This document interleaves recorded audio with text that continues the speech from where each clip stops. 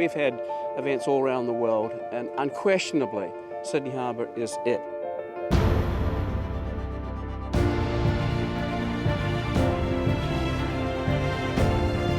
We're truly a global city. We're internationally recognised.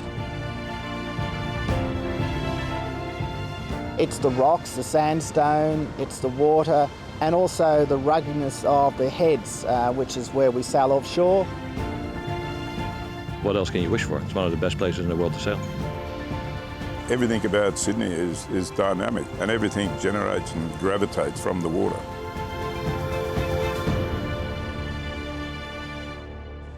It's just a great place. For the third time in its history, Sydney's spectacular natural harbour is the backdrop for the Rolex Farr 40 World Championship. After almost 2 decades, this dynamic one-make class continues to thrill sailing aficionados with its spectacular edge-of-the-seat racing. Committed owner-drivers, world-class professionals and spirited amateurs duel in a series of short, sharp races where every position is crucial. Well, let's start with the boat. It's a really sweet boat. It's a beautiful boat to sail. This is the top one design racing class in the world. It's not just about a checkbook of having a new design, it's about getting your crew work and tactics correct, and that's the fundamental of this class. The 2015 World Championship in Long Beach encapsulated the class's unpredictability. Defending champions Plenty had victory snatched from their grasp by Gruvedeci on the last leg of the final race.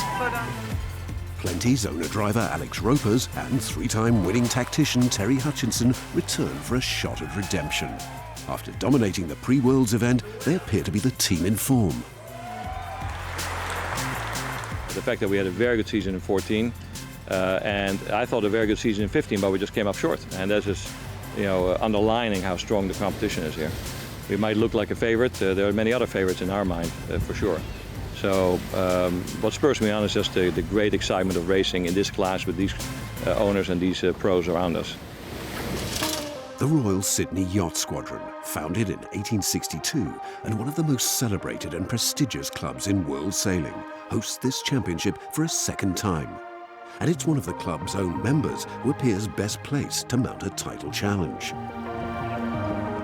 5 years ago, Guido Belgiorno Nettis and Transfusion became world champions the last time the series was held in Sydney. We actually achieved it within about 3 years of joining the class. That was firstly the most outstanding thing I can remember thinking, well, we really jumped up that queue pretty quickly. But we did put a great team together, and we were very focused and very fortunate to have really one of the best sailors of the world joining us with John Kostecki, and again he's joining us for this regatta, so we'll see what we can do.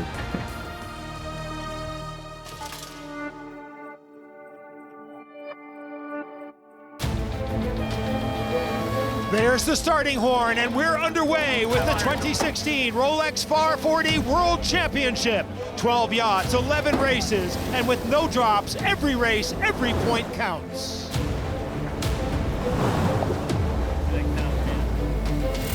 Right from the start, it's Flash Gordon powering round the top mark into the lead. In second place lies Lang Walker's Kokomo, the Australian property tycoon returning to the class after a 3-year absence. In 2012, Flash Gordon became world champions on home waters. Chicago-based architect Helmut Jahn, co-skippering with son Even, is now eyeing up a second title. Conditions are spectacular, but it's a punishing schedule for competitors. 3 upwind, downwind races, and with wind speeds reaching 22 knots and a 3-meter swell, the boats are touching 18 knots downwind. Poor starts for number 14, Plenty, and number 2, Transfusion. They're in the pack. 2 of the favorites fighting their way to the front. And there's a torn spinnaker for Plenty. It isn't proving to be an easy race for Alex Roeper's team. There are 9 Australian boats at this championship, and one local who would love to win is Martin Hill. His Estate Master team has come close but never taken the top spot. They're now in 6th and finding conditions a challenge. At the front, Flash Gordon putting on a perfect performance. That's a win in race 1 with Kokomo second. In race 2, Flash Gordon suffers a reversal of fortune. A torn spinnaker on the first downwind leg means the US entry can only finish 7th. Victory goes to Germany's Strunchy Light, as Wolfgang Schäfer's craft, one of 3 foreign entries, leads round all marks. Race 3 demonstrates the competitive nature of the class. Ed Ake, a Corinthian entry, leads from the front.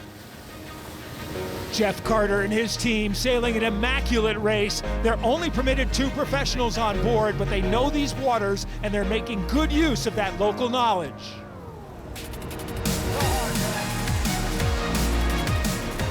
After rounding the first mark in 7th place, Plenty, using all their considerable racecraft, work their way through the fleet. Tactician Terry Hutchinson is a 3-time world champion in this class. Can he make it 4? This boat has shown great speed in downwind conditions. Can they make the move on Strunchy Light? We're seeing some spectacular pictures here. Number 20, Double Black, another Corinthian crew putting on a great show. But behind, that's the number 2 boat, Transfusion. Guido Belgiorno Nettis with a 3rd and a 4th in the first 2 races. With Terry Hutchinson calling the shots, Plenty overtake their German rivals and close in on Ed Ake. The U.S. team inching closer, but it's Ed Ake who just hold on. That's a famous win, and with Double Black in 3rd, it's a great race for the amateurs. It's been a good day for Plenty. They hold a 4-point lead over Strunchy Light and Flash Gordon, with Ed Ake impressing in 4th on what has been a challenging day for all competitors. What a day, heinous conditions, huge breeze, huge waves. Frankly, it doesn't feel like we did really well, but in the end I think the scoreline was quite consistent. So we're very happy coming off the water with in one piece and with a decent scoreline. To ensure close and fair competition, the Farr 40 race management stringently examine each yacht's technical specification in the lead up to the championship. Each yacht, competitor and sail is measured and weighed. So we're just measuring all of the sails over the last 2 days, and just to make sure that everyone's on the same page, they've all got the same areas for their sails, everyone's going to try and be at maximum size.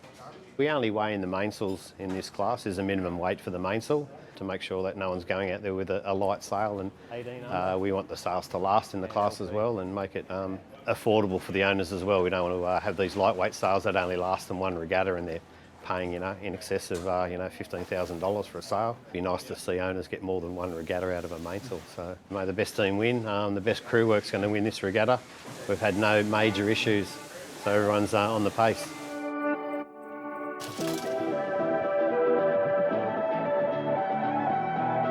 The offshore swell convinces race organisers to bring the action inshore on race day 2. Racing within Sydney Harbour offers a spectacular backdrop, and the tricky wind shifts create a different set of challenges as the fleet take on 3 more 4-lap windward-leeward races in breeze of up to 18 knots. Plenty asserted her authority on day 1 without taking a win. In race 4, the team leads from the gun. Seemingly the only opposition are the seaplanes landing in Rose Bay. Alex Roeper's and tactician Terry Hutchinson are determined to erase the memory of their defeat last October and go about their task with precision and professionalism.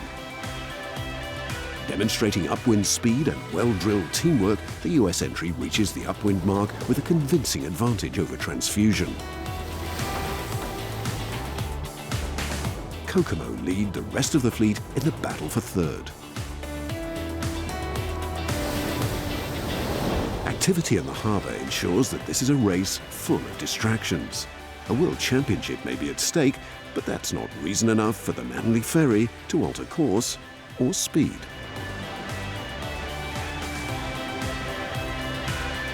For Strunchy Light, this will prove a day to forget. Wolfgang Schäfer's craft first picks up a penalty turn and is then involved in a collision with a skiff, which forces her withdrawal from race 6. Plenty dominates from first to last. She extends her overall lead ahead of Transfusion and Flash Gordon.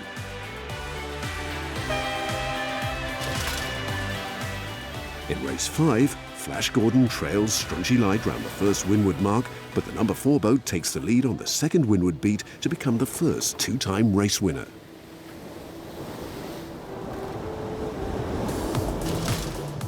Transfusion takes advantage of a pressure gust on the upwind leg of race 6 to lead at the windward mark, and Guido Belgiorno-Nettis' team are never headed.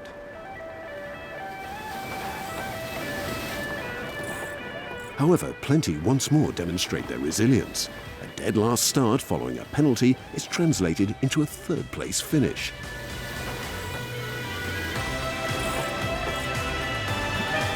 So 3 former world champions win on day 2, and Plenty's advantage at the top over Flash Gordon is reduced to a single point. Strunchy Light claims redress points following their collision, but drop to 4th in the standings. Everything's really to play for. I mean, you can almost go into every race thinking that it's the first race of the series. And obviously with no drops, you can't take a race off. The scoreboard got a little tighter today, but I think that was always going to happen. You know, I mean, we had, what did we have, a 4-point lead yesterday, and now we have a 1-point lead. So, I don't know, it swings and roundabouts. There's only really one day of the regatta that you need to be winning. That's on Friday.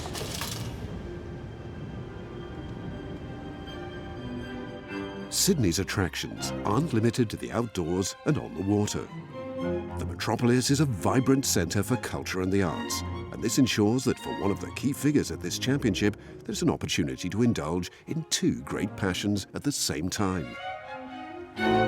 For the past 20 years, Guido Belgiorno-Nettis has been chairman of the Australian Chamber Orchestra, one of the country's preeminent touring orchestras. The Far 40 Worlds coincide with the ACO Collective appointing a new artistic director, world-renowned concert violinist Pekka Kuusisto. Hey, how are you? Great. Fine. Great to see you. Yeah, likewise. Good. And yourself, you looking well? Yeah. You're obviously enjoying life? Yeah. Come on. I've chosen to do this and, you know, be involved with the orchestra, and I've chosen to be a sailor, and life's short, so if you're going to get interested in things, do it properly, or don't do it at all.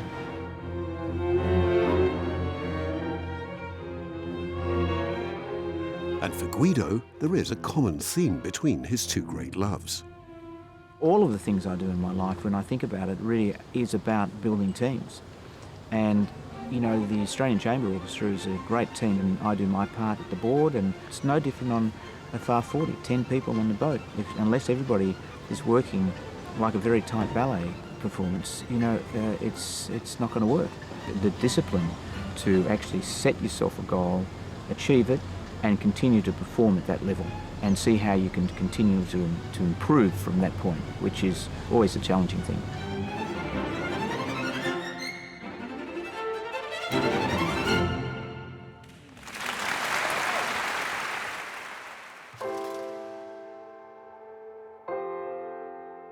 On day 3, the action returns offshore with 3 more races on a course set northeast of the entrance to Sydney Harbour.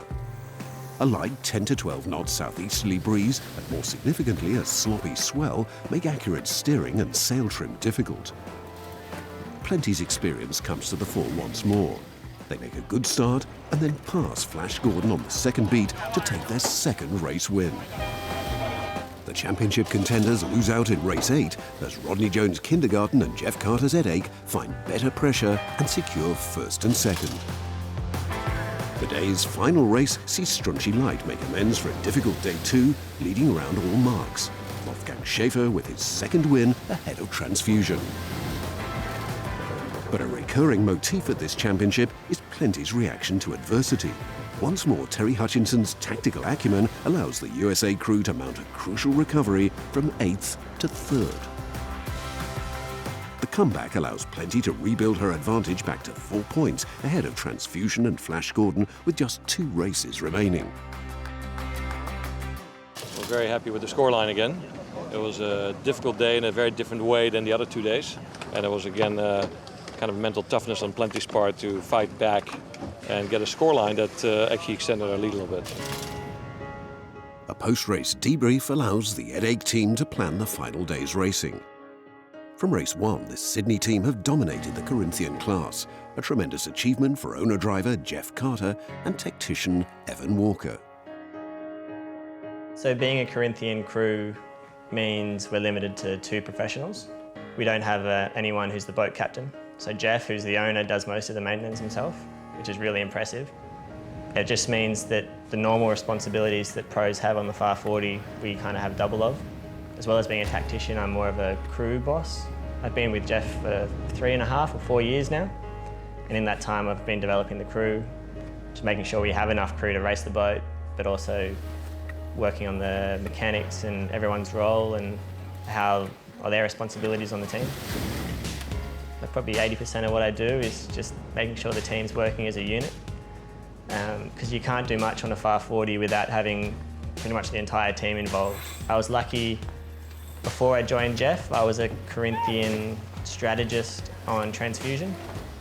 And so I saw how a good Farr 40 is run with a full pro team and how they do their boat handling and mechanics. So when I started with Jeff, I had an idea of how it should be done. We've kind of progressed from there, and so the boat runs really well. Whenever we have a win or have a good result, Jeff raises the bar straight away. When we have a win, I just try and stay calm, and when we have a loss, same approach, same attitude, don't get too upset. But it's difficult, and maybe with an amateur crew, that's probably a bit more of a problem than with a professional crew.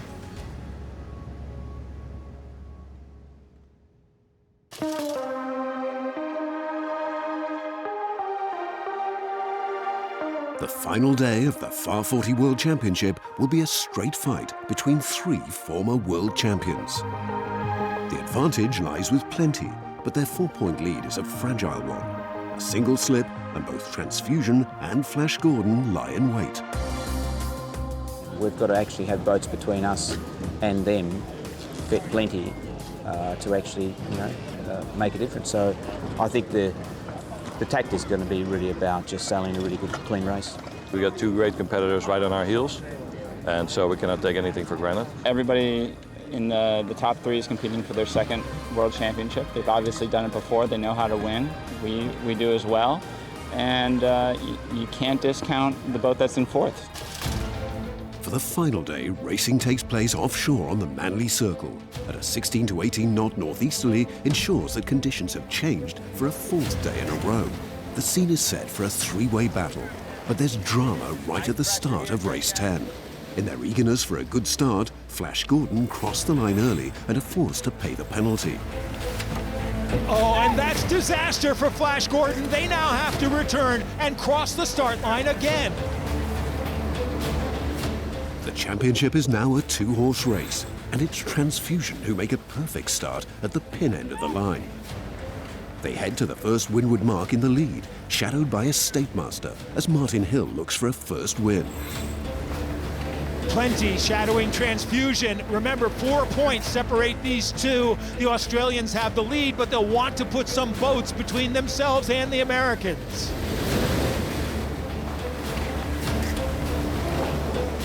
At the first windward mark, Transfusion rounds first, but crucially, Yacht-Master is between them and Plenty. Plenty have shown great speed downwind this week, but can they do it again? Try as they might, Plenty cannot dislodge Yacht-Master. Alex Roeper's team now have to decide whether to play it safe or risk in their pursuit of Transfusion. Transfusion are dominant ahead of the fleet. John Kostecki is tactically perfect. They won the start and they've imposed themselves on the opposition. Yacht-Master in 2nd, and it looks like Plenty are settling for 3rd. Transfusion with the win, and Plenty's lead is cut to 2 points. So the 11th and final race, the championship on a knife edge, and no surprise, the challengers are marking each other. That's clever strategy from Plenty. She's moved from the leeward end of the line, and now she's planted herself under Transfusion.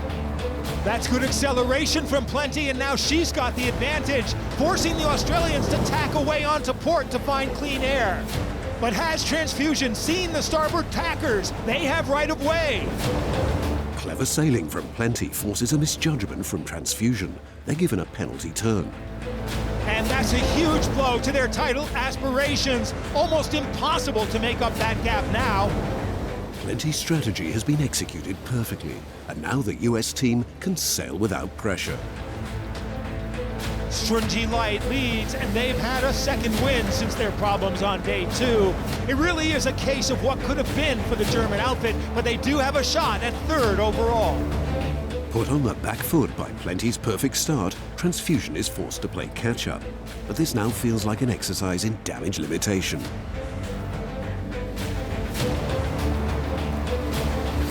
At the windward mark, Plenty are in just 5th place, but that's all they need. No mistakes, and that second title is in the bag. Transfusion now 8th, a good upwind leg considering the penalty. This looks like another problem as their spinnaker won't drop. This is truly a race to forget for the team who won on these very waters 5 years ago.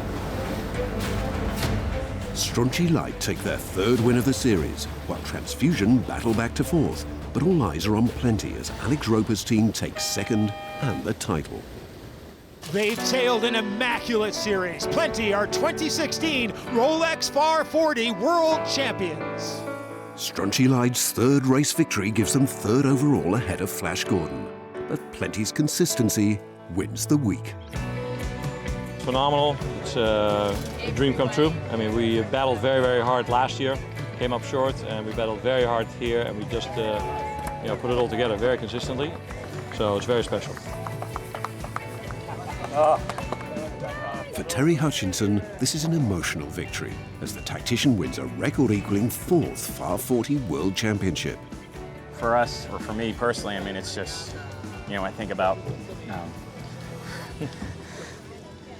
I think about last year, that was brutal. I've carried that personally for 6 months because we had the lead at the first top mark, and it was hard. We lost, and we took it on the chin, and we congratulated Johnny D, and we came back here. It's all gone. I know, it's all wiped out. I know, Clean slate. But we came back here and we fought all the way through the end. Yeah. And so, it's good to be tired, and it's good to feel emotion because that's what goes into it. An intense and rewarding week of competition ends with Jeff Carter's headache confirmed as Corinthian champions. And one of the most coveted prizes in One Design Grand Prix racing returns to Alex Roeper's as Plenty are crowned world champions for the 2nd time in 3 seasons. The Rolex Farr 40 Worlds have provided dynamic action and a worthy winner, and the City of Sydney has supplied a stunning setting. Truly an exceptional place to race. In the next edition of Spirit of Yachting, we're east at Easter for the Rolex China Sea Race.